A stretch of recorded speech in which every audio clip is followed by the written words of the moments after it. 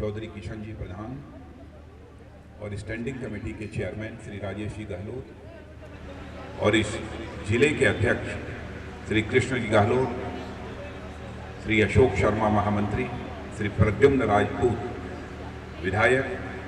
Shri Kuldeep Solanki chairman Najafgarh zone, Shri Ramesh Gahlot, Shri JP Sharma,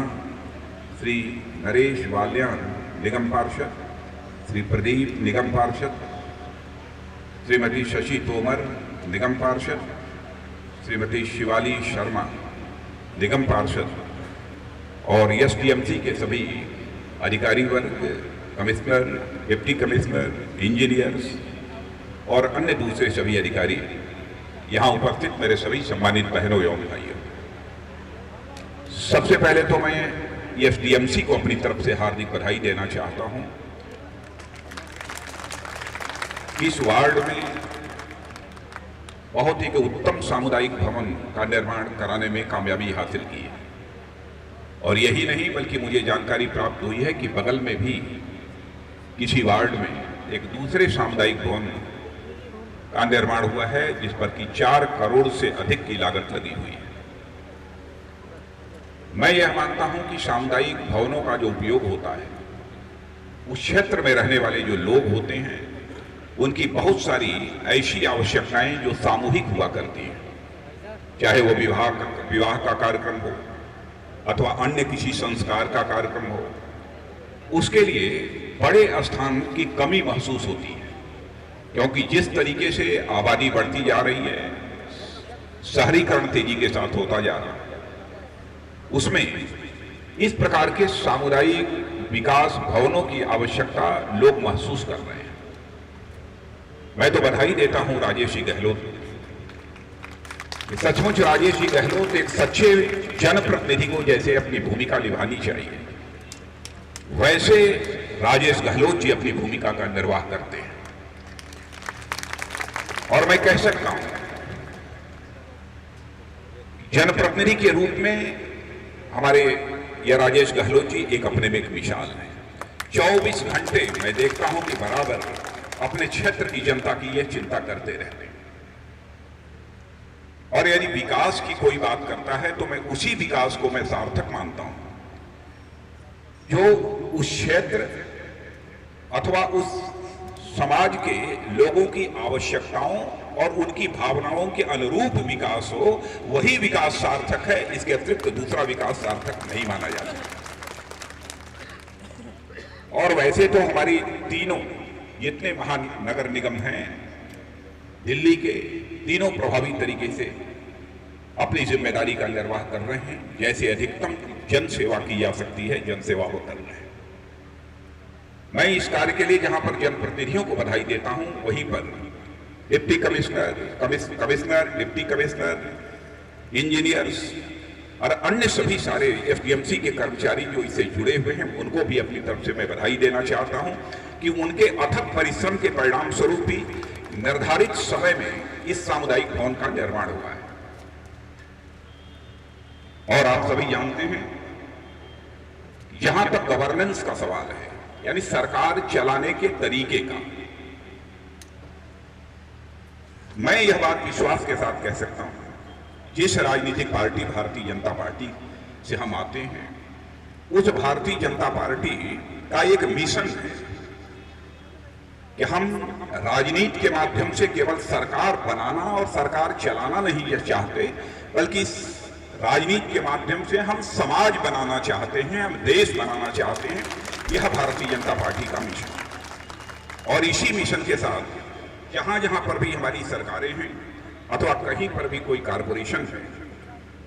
तो Bharatiya Janata party वहां पर काम कर रही है। दिल्ली की बात यदि मैं छोड़, हिंदुस्तान के दूसरे राज्यों पर यदि मैं नजर डालकर देखूं, जहां जहां पर हमारी सरकारें हैं, चाहे वो गुजरात हो, चाहे वो मध्य प्रदेश हो,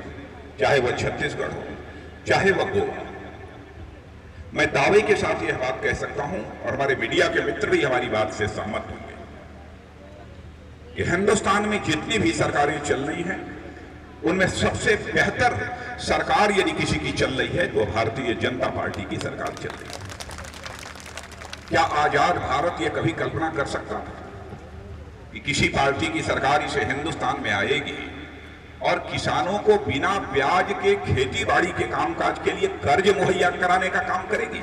यह यदि हो रहा है केवल भारतीय जनता पार्टी के शासनकाल में हो रहा है, उन राज्यों में आप इसका पता लगा सकते हैं।